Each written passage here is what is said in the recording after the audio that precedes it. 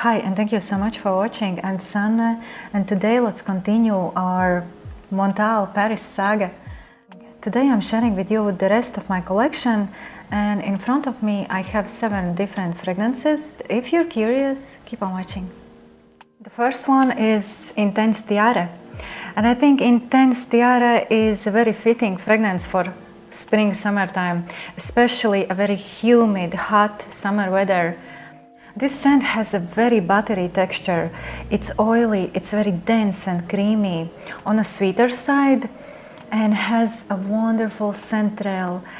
Is it Tiare or Tiare? Let me know. This is also one of those scents that would be nice to take on a vacation to encapsulate beautiful memories. So when the winter comes around, you have like your own little time capsule, so you can experience those wonderful vacation memories. Ylang Ylang, Tiare, Coconut, and Vanilla stands out to me here the most. Hot and humid Bali nights in a bottle. I get at least 6-hour wear with a sweet scent trail. Next up we have Sweet Oriental Dreams. And this is the fragrance that I perceive as a hot, oily skin after massage, as if you just came out from a luxurious Thai massage and your skin is smelling like premium almond oil. Sweet Oriental Dreams is all about almonds, heliotrope, a touch of rose, vanilla. I also get a little bit of cinnamon here. It's a bit marzipan-y, oily, creamy scent. There's also honey, if I'm not mistaken.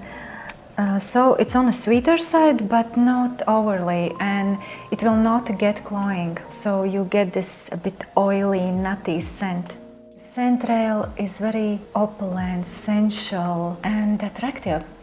So it's a great date night fragrance, and it's interesting that it does smell heated. So go figure. Sweet Oriental Dreams by Montale. Next up we have oldie but goodie Rose Musk. And mind you, this was released in 2009. It must mean something, you know, if it's still one of the best sellers by Montale Paris. Categorized as floral woody musk, a very particular kind of rose fragrance. It's one of those scents that once you smell it, you will be able to distinguish it in the middle of a crowd, you know. To me, it's a femme fatale kind of fragrance. It's fierce, it's cold. It's a bit arrogant, I must say. Creamy, cold, pink rose with fluffy white musk, some powdery aspects, jasmine. Maybe there's also a touch of hedion. And hedion, in my point of view, is one of those notes that instantly makes the scent more likable. You know how it smells? Like those tall pink roses. I sometimes also like to describe it as the mother of Delina by Parfums De Marly, Rose Initio by Mancera, maybe even Atomic Rose by Initio. I will be honest with you, this scent really changed how I perceived rose fragrances. Because before Rose Musk by Montale, I thought rose smelled a bit dated, a bit too mature for me. So yeah, this scent made me look at rose-centered fragrances from a different perspective. And I feel this was the goal of Pierre Montale, to bring back rose as the queen, you know? So Rose Musk by Montale. The next one is Oud Edition. Oud Edition is one of those fragrances that are hard to describe. Many multiple layers in it. It's resinous, a bit smoky, a bit incensey, but mostly it's a floral and fruity leather scent. So if you're a fan of leather, definitely check out Oud Edition. It's not your typical fruity leather scent. Get bougie vibes from it. It's my staple piece in autumn-winter. Reminds me a little bit of Ombre Nomade by Louis Vuitton. Even if you're wearing multiple layers of clothing, you will be able to smell it around yourself all day. There's this dark mystery aura around it. A memorable scent for charismatic personalities. It lasts for around 8 to 10 hours and even longer on clothing. So if you cannot afford Ombre Nomade by Louis Vuitton, check out Oud edition and you might fall in love. The next perfume is NEPAL Oud. It's one of those fragrances that I reach for when I want to create a fierce vibe around me. It's feisty, spicy, woody scent with a creamy, coconutty dry down.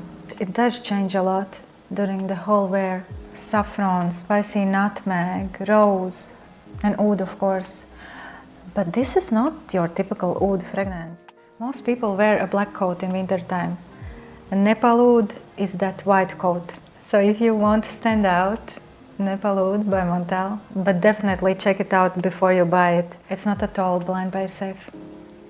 The next fragrance is Oud Leather, and this is hands down the most realistically smelling leather. Very straightforward. It's a thick biker leather jacket kind of fragrance.